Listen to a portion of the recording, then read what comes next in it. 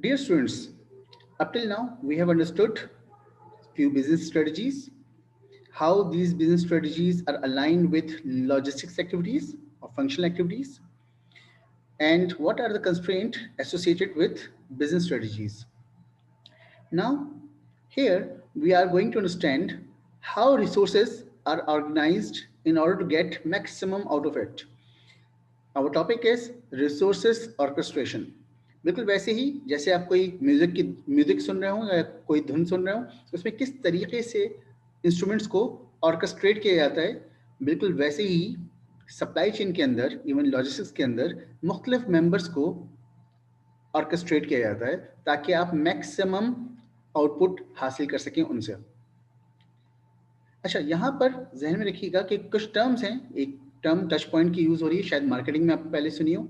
यहाँ पे हम टच पॉइंट की एक टर्म यूज़ करते हैं क्योंकि लॉजिस्टिक्स जो है वो एक सर्विस है और कोई भी कंपनी इस इनटेंजिबल सर्विस को यूज़ करती है in order to deliver their product और सर्विसेज। अच्छा, टच पॉइंट का कॉन्सेप्ट क्या है? इसको हम कॉमनली कॉन्टैक्ट पॉइंट भी कहते हैं और पॉइंट ऑफ कॉन्टैक्ट भी कहते हैं, लेकिन टच पॉइंट ज़्यादा कॉमन टर्म है और ज़्यादा फेमस टर्म है जो कि इंडस्ट्रीज़ में यूज़ हो रही होती हैं। ठीक है। अच्छा, इसका काम क्या है बेसिकली? जहाँ जहाँ कस्टमर और ऑर्गेनाइजेशन आपस में कांटेक्ट में आती है उसको हम टच पॉइंट कहते हैं। यानी मिसाल के तौर पे एक कंपनी है जो कि लेट्स से डीएचएल की बात कर लेते हैं कि एक कोरियर कंपनी है डीएचएल टाइप की या टीसीएस टाइप की। तो वहाँ कौन कौन से कांटेक्ट पॉइंट्स हैं जहाँ से कस्टमर और ऑर्गेनाइजेशन एक दूसरे की से कांटेक्ट में आते हैं? मे बी कोरियर जो है वो कोई चीज़ पिक करने गया कस्टमर के पास, तो ये एक टच पॉइंट है, दोनों कांटेक्ट में आए कस्टमर और ऑर्गेनाइजेशन। हो सकता है कि सेल्स वाला बंदा जो है वो बेचने के लिए जा रहा है चीज़ों को या कन्विंस करने के लिए जा रहा है कस्टमर को, तो ये भी एक टच पॉइंट है। ये भी देखा जाए तो कस्टमर और ऑर्गेनाइजेशन का इंटरेक्शन हुआ है यहाँ पे। लाइक वाइज आपके पास ऑनलाइन पोर्टल है कोई, तो कस्टमर वहाँ पे जाकर चेक कर रहा है कि आपके क्या क्या डील्स हैं आपके पास, तो वो सब चीज़ें, ये भी एक टच पॉइंट है, कस्टमर कांटेक्ट में आ रहा है। इवन आपका कोरियर डिलीवर करने चाहता है चीज़ों को, ये भी एक टच पॉइंट है। आपका बिलिंग का स्टाफ बिल करने के लिए बिल करता है, तो वो भी, यानी वो भी कांटेक्ट में आया। आपका कस्टमर सर्विसेज जो है वो call centre kind of a thing, वो कॉल पे आपसे इंटरेक्ट करता है या आप उनको कॉल करते हैं, तो ये भी कस्टमर और कंपनी के दरमियान एक कांटेक्ट पॉइंट स्टैब्लिश हुआ, तो उसको भी हम टच पॉइंट कहेंगे। इस तरह के कई सारे टच पॉइंट्स होते हैं जो हर ऑर्गेनाइजेशन के होते हैं। और यकीन करें, ऑर्गेनाइजेशंस, अच्छी ऑर्गेनाइजेशंस हर टच पॉइंट पर मुकम्मल तवज्जो देती हैं ताकि कस्टमर को प्रॉपर एक्सपीरियंस और यूनिफॉर्म एक्सपीरियंस मिल रहा हो। ऐसा ना हो कि कोई एक जगह से बहुत अच्छी रिस्पॉन्सेज मिल रहे हैं, कस्टमर आपके रिटेल सेंटर पे गया, वहाँ पे तो बहुत अच्छा रिस्पांस मिला, लेकिन कॉल सेंटर पे आपको अजीब-ओ-गरीब किस्म का रिस्पांस मिल रहा है। तो आपको कस्टमर जज करता है आपके टच पॉइंट्स के अगेंस्ट कि आप कैसी सर्विसेज प्रोवाइड कर रहे हैं। अच्छा, 2 तरह के टच पॉइंट्स होते हैं, acquisition touch points and utilization touch points. Acquisition touch points से मुराद ये है कि वो तमाम टच पॉइंट्स जो बिफोर द परचेज़ आप कर रहे होते हैं, यानी कि जो उस प्रोडक्ट को या उस सर्विसेज को एक्वायर करने के लिए जो जहाँ जब आप मिले उनसे, उनकी चीज़ों को देखने के लिए इंटरनेट पे या फिर आप उनसे उनके रिटेल पॉइंट पे जाकर उनसे सर्विसेज ले रहे हैं या कॉल करके सर्विसेज ले रहे हैं, तो ये तो एक टच पॉइंट है। लेकिन वंस आपने वो प्रोडक्ट खरीद ली, तो अब वो प्रोडक्ट आपके पास है या उसकी सर्विसेज आप अवेल कर रहे हैं, तो अब आपके पास एक यूटिलाइजेशन टच पॉइंट मौजूद है। एग्जाम्पल दे रहा हूँ खाली कि लेट सपोज मैंने एक पंखा खरीदा, पंखा खरीदने से पहले पहले मैं उनके रिटेल पॉइंट पे गया, चलें एसी कर लेते हैं, मैं एसी खरीदने गया तो एसी के रिटेल पॉइंट पे गया उनके, तो उन्होंने मुझे बड़ी अच्छी सर्विसेज दी। अब वो एसी मैं घर पे लगा चुका और लगाने के बाद पता चला कि उसमें कुछ खराबी आई, तो यूटिलाइजेशन, अब मैं रोज़ एसी को देखता हूँ तो यकीनी तौर पे मुझे क्या बुरा ख्यालात आते होंगे। ठीक है, खैर, तो आफ्टर सेल सर्विसेज के लिए मैंने बुलाया, तब वो आ नहीं रहे, ये आ रहे हैं तो बहुत अच्छी तरीके से आ रहे हैं, तो इधर वे, तो यूटिलाइजेशन टच पॉइंट्स अलग होते हैं। यानी खरीदने के बाद जो वैल्यू इन यूज़ है आपके पास, आप कोई प्रोडक्ट है जो कि बहुत अच्छी परफॉर्म कर रही है आपकी एक्सपेक्टेशन के मुताबिक या उससे भी अच्छी, तो आप बहुत तारीफ़ करते हैं। वही वर्ड ऑफ माउथ वाली बात हो गई, ये चीज़ें उसी तरह से प्रिवेल करती हैं। तो इवन लॉजिस्टिक्स के अंदर भी यही बातें मूव होती हैं। ये भी एक टच पॉइंट होता है इंडस्ट्री में कस्टमर के साथ इंटरेक्ट करने का।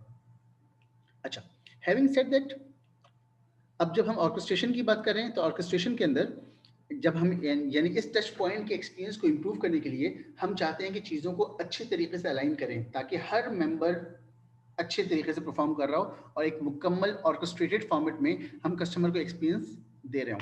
तो इसके 3 स्टेप्स हैं जो CSCMP ने दिए, basically council of supply chain management professionals ने दिए। पहला स्टेप ये है कि आपको अपनी टीम मेंबर सही से सिलेक्ट करना है, राइट प्लेयर्स सिलेक्ट करने हैं। मैंने आपसे कहा था कि राइट वाली जो डेफिनेशन है वो और भी आगे चलेगी, ठीक है। हमें राइट प्लेयर सिलेक्ट करने, यानी इवन आपके ट्रांसपोर्टर्स कौन हो, आपके इवन कॉल सेंटर का आपने आउटसोर्स किया हुआ है तो वो किस तरह के लोग हों, अगर आपने अपनी आईटी की टीम या अपनी वेब पेज को आउटसोर्स किया हुआ है या आपकी मार्केटिंग टीम आउटसोर्स है, तो इवन देन तमाम जो प्लेयर्स हैं उनको आपको सही तरीके से सिलेक्ट करना और सेम पेज पे रखना है ताकि ऑर्गेनाइजेशन की गोल्स को हम अचीव कर सकें मैक्सिमम तरीके से, अगेन ठीक है, और वैल्यू ऐड कर सकें हम अपने कस्टमर्स के लिए। इवन तमाम कस्टमर्स के तमाम टीम मेंबर्स को भी हम इवन बेनिफिट्स दे रहे हों as per their efforts. Second क्या है, असाइन टीम रोल्स। अक्सर और बेशतर ये होता है कि टीम्स तो हम सही सिलेक्ट कर लेते हैं मगर रोल्स डिफाइन नहीं करते और इसमें कॉन्फ्लिक्ट भी प्रोड्यूस होता है बहुत ज़्यादा। कुछ लोग कहते हैं कि ये तो हमारा रोल नहीं था, ये तो तुम्हारा काम था ये, या फिर कुछ लोग ये भी कहते हैं, कुछ मेंबर्स सप्लाई चेन के अंदर जब एक बड़ा नेटवर्क कायम हो चुका होता है सप्लाई चेन का, जैसे मैंने पीछे समझाया था, तो उसमें फिर ये रोल्स को लोग परसीव नहीं कर पा रहे होते कि मेरा काम यहाँ तक था या इससे ज़्यादा था, या ये काम उसका तो नहीं था। कुछ लोग रोल्स लेना चाहते हैं, कुछ लोग रोल्स देना चाहते हैं, कहते हैं नहीं हमें नहीं चाहिए ये चीज़ें, हम ये काम नहीं करेंगे, ये आप करेंगे, ये वाला काम हमारी जिम्मे नहीं आता, समथिंग लाइक दैट। तो असाइन टीम रोल्स ताकि हर टीम मेंबर क्लियर हो कि उसकी क्या रोल्स एंड रिस्पॉन्सिबिलिटीज़ हैं। एंड फाइनली हमें चाहिए कि हम, तीसरा स्टेप ये कहता है कि हमें टीम के अंदर कोहेशन यानी कि राइट रिलेशनशिप कायम करना है। यानी ऐसा ना हो कि टीम के दरमियान बिल्कुल डिस्पैरिटी हो और ओन ना कर रहे हों चीज़ों को।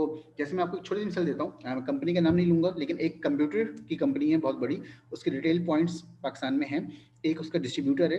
ट्रस्ट मी, अगर उस डिस्ट्रीब्यूटर को उस प्रोडक्ट के बारे में कुछ बुरा भला कहा जाए तो वो ऐसा समझता है जैसे उसको बुरा भला कहा है, यानी वो उसको अपने ऊपर ओन करता है कि नहीं भाई ये चीज़ें बिल्कुल सही हैं, हम इसको डिफेंड करने वाला एक मामला होता है। ऐसा नहीं कहते यार क्या करूँ, पीछे से मटेरियल ऐसा आता है तो हम तो मजबूर हैं डिलीवर करने के लिए, तो ये बेकार कोहेजन है।